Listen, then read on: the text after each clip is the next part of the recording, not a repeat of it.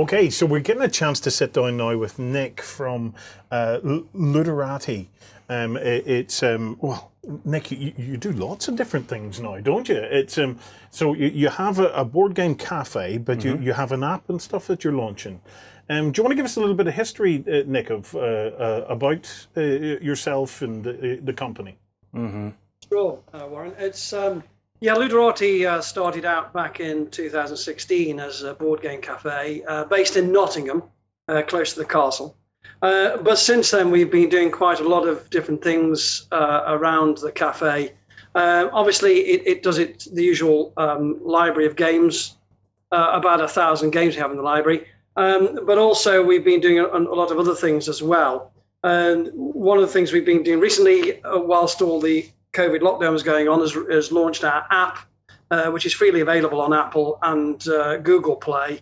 And that allows our members to basically things like reserving tables. It also looks at booking other things like our escape drone, which I'll come on to shortly. We recently launched our online store, so we've been quite busy over the last few months. That's been open for the last few months, but we've only been doing local to the cafe, but we're just about to launch a national retail delivery option this coming week. And also we have other things, live events that was due to start this year, but has been pushed back to next year. Yeah. Possibly the biggest one for us has been the last few months has been our Games Wizard Mark II, which is basically a recommendation engine that we're near to finalizing the front end. It's what we call the Netflix of board games, which is designed to help people select the right game to both play and buy. That's pretty much where we're at. Yeah.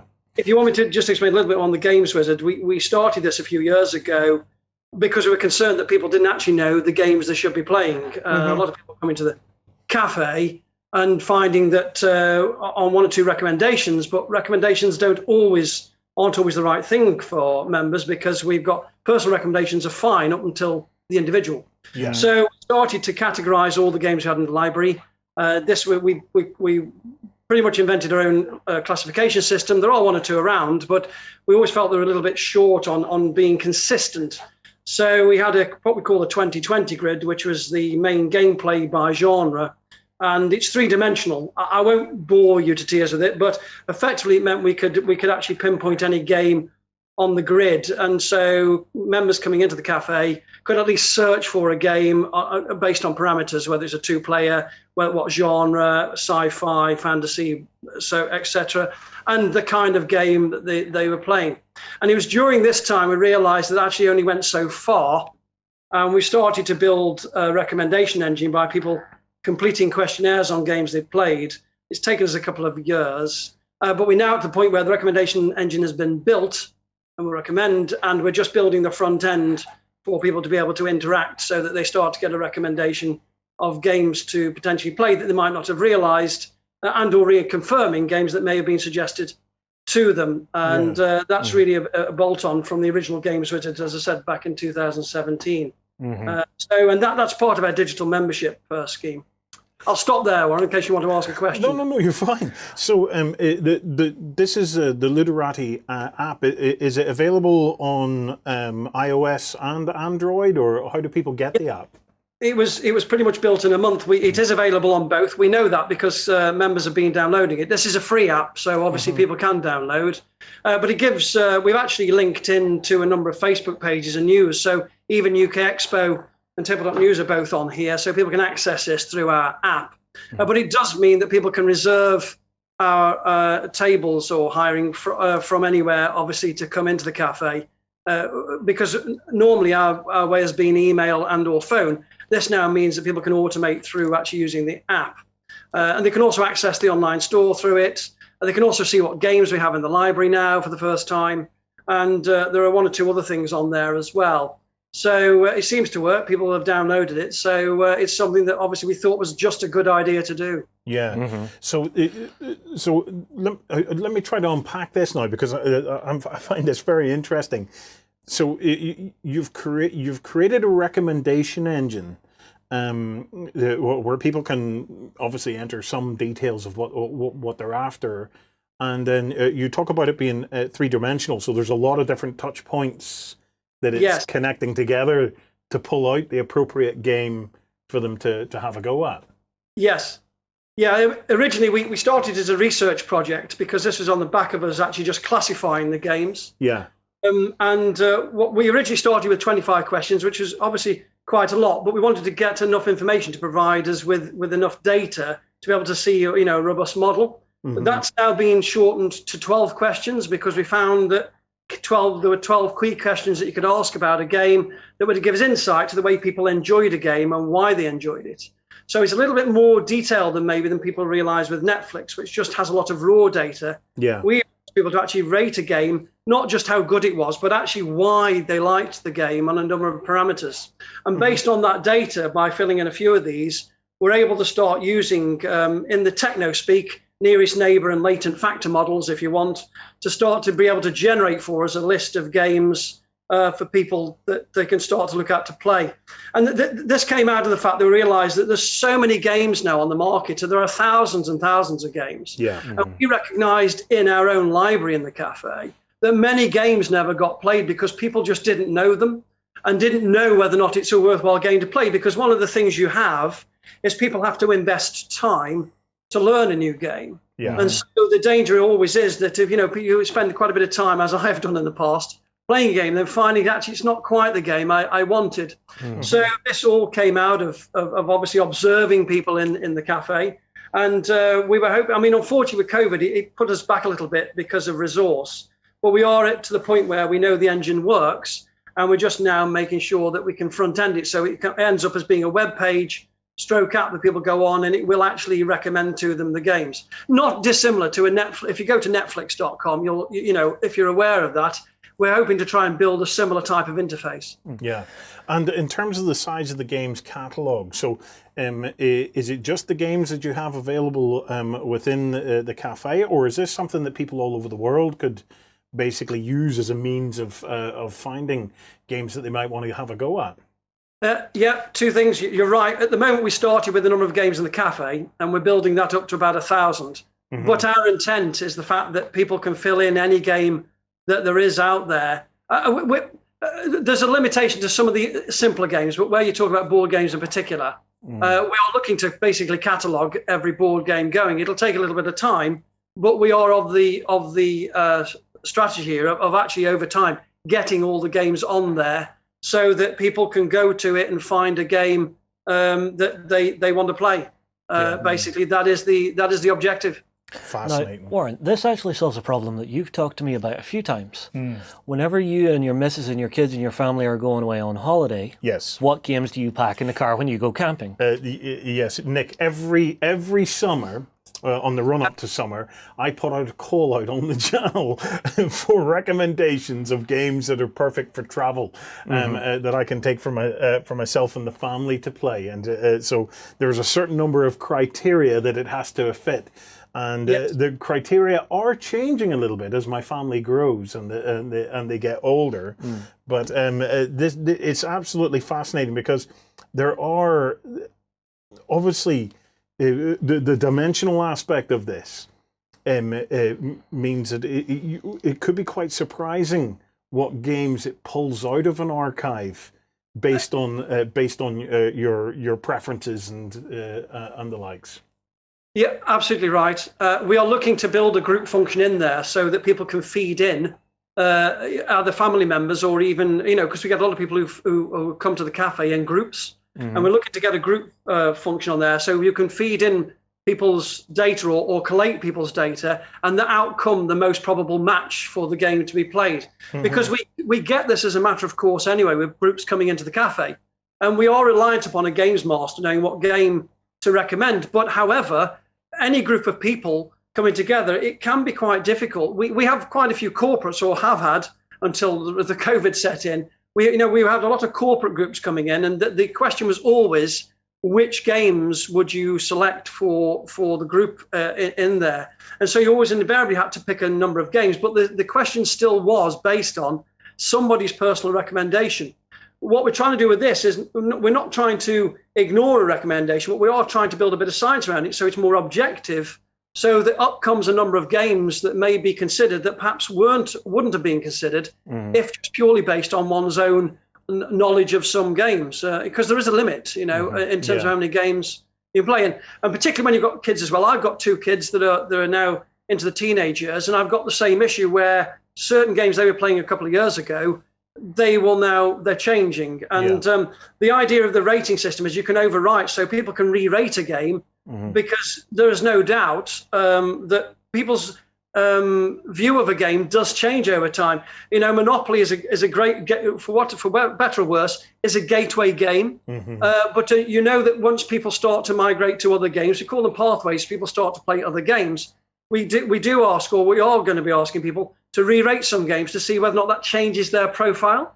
Because the profile has to be dynamic and it has to be real time. And those are 2 big things when it comes to a recommendation engine that we're hoping to build. Well, we have built them in. It's just a question now of getting the interface right. Because games, as you know, once you play 1 or 2, you can go back and change your rating of a game, and that will actually change your profiling. And other people's rating of the game also will change it. So we're trying to make sure that it becomes real time and dynamic.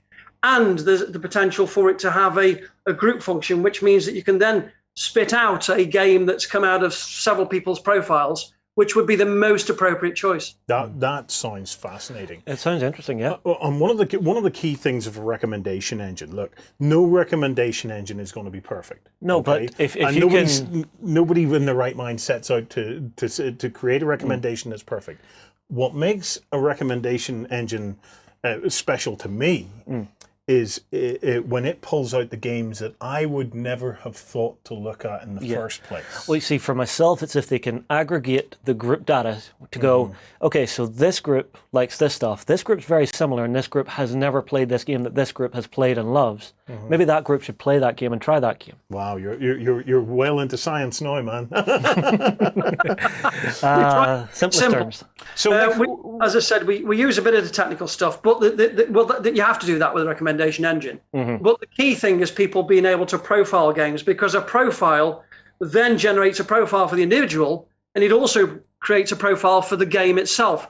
So every time somebody completes a profile, we get 2 profiles, one for the individual and one for the game. And this is why over time we're able to collate more and more data, all individual, but the game profile itself has its own profile, so we're able to then start the matching process. And it will be as good as you say, on the recommendation. And yes, some games it will spit out that people go, oh yes, of course. Well, that's fine also, because that's what it should do. It should also recommend games that you should know or should be playing. But we were concerned because, as you know, the games industry in UK Expo is a classic example. Every year I go there, and the same for Essen, and obviously the same in the States. There's games coming out now all the time, thousands and thousands of games. And one of the biggest issues for me is that a lot of good games can sit on a shelf not being played. And I find it so sad that it's been designed well, that, a lot of creativity has gone in, and yet it sits on a shelf purely because people don't realize how good that game is.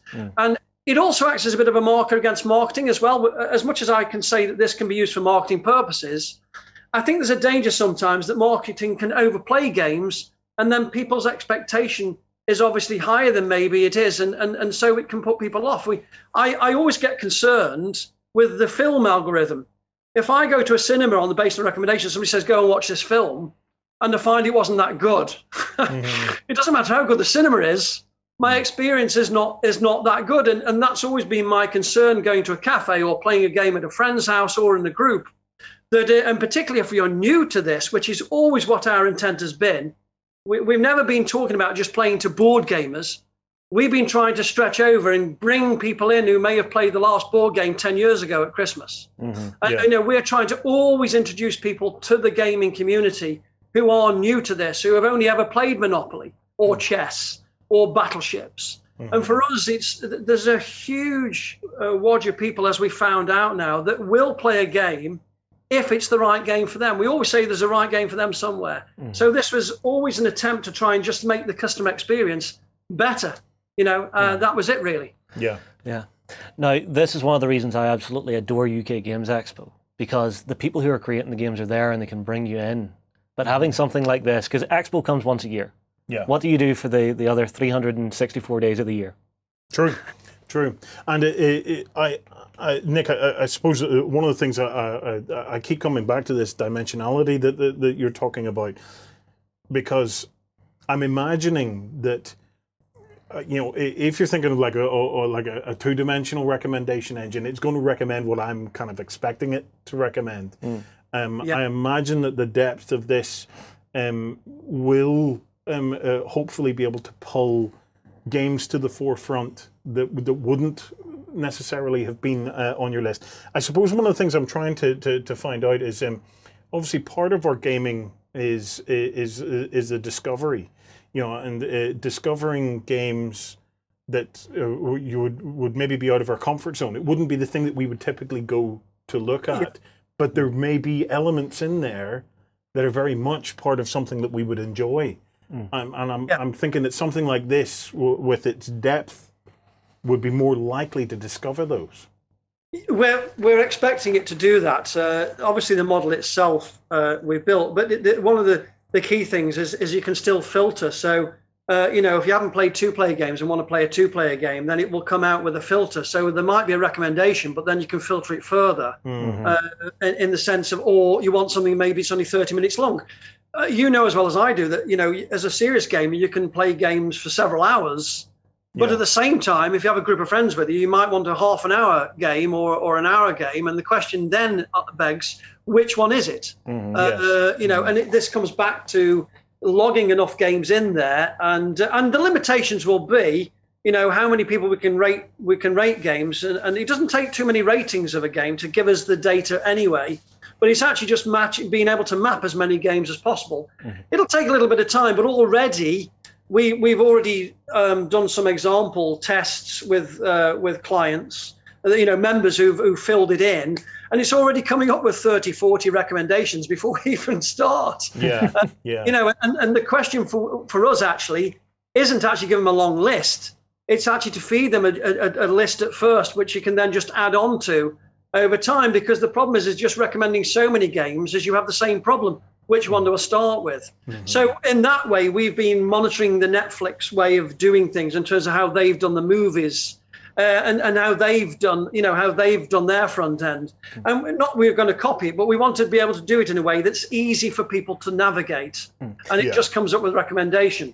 Coming out with new things is an important one. Things that you wouldn't have thought about is what we're trying to achieve here. Yeah. Is there a way to filter down for like more indie style companies, those newer startups? The idea is that we've got a test team already at the cafe, and we're trying to bring every new game that's coming out. Unfortunately with COVID, it put it a little bit on stop. But every new game coming out, it doesn't matter where it's from. You might start to join the dots and realize how this can work with Kickstarter. I won't go much more into that, but to say that there are ways in which we're able to be able to target members for even Kickstarter programs and projects. So anybody indie, we're certainly wanting to be bringing games on board that aren't just the major publishers. We ourselves have got our own indie type company, Board Game Design. So, for us, it's the same kind of thing. We're trying to make sure that we cover all angles on this. We don't really want to miss people out at all. So we would like to think that indie games get just as much resonance here as the mainstream, as the main publisher games. So that's, Nick, that's an idea I really like. What are the like. timescales then on this? When could people expect to be able to start playing with this? Well, we've got the front end has been done, even though it's not fully automated. You can actually complete this with our digital membership and actually complete profiles. We can actually do them manually, which is just about to start the manual process. But we've already engaged with a software firm that's got more of the expertise than us in terms of the coding front end. As you probably realize, that as much as you do the recommendation engine black box, the real issue is actually getting the coding to come up with the front end on a web page or app that's then easily as a GUI interface, if we can still say that. It's it just makes it easy for people to enter. That's what we're expecting to build over the next 30 days or so. We don't want to be taking too long because we just want to get this out and getting it used. So we kind of got a beta version, but the beta version is not all fully fitted yet. but the engine has been built. Yeah. You know, it's not like we're kind of going, oh, no, this will be next year. We expect to be fully launched on this sometime later this year. Happy days. Unfortunately, COVID just kind of threw a slight spanner in the works. Yes. But we do expect this to be going live shortly. Awesome. Excellent. Nick, look, thank you very much, mate, for joining us. It's a fascinating project you're working on. If anybody wants to keep up with this, they can go to ludoraticafe.com. Your Facebook link and stuff is there on that page. So, yeah, Nick, thank you, mate. We will be keeping in touch and try and find out more as and when you get it developed. Fantastic. Thanks, guys.